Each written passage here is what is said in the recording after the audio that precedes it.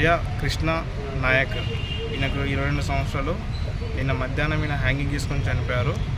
ఇక్కడ మార్చర్ తీసుకొచ్చి నైట్ పెట్టారు ఈయనని. సో మేము వచ్చి వీళ్ళని తల్లిదండ్రులను నేత్రదానం గురించి అడగగా వాళ్ళందరూ విల్లింగ్ ఉన్నారు నేత్రదానం చేయడానికి. సో మేము నేత్రాలు సేకరించినాం ఈరోజు.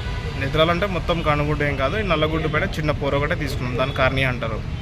ఇంకెవరన్నా నేత్రదానం కోసం చేయాలనుకుంటే ఇక్కడ గవర్నమెంట్ హాస్పిటల్లో మీరు కాంటాక్ట్ అవ్వచ్చు.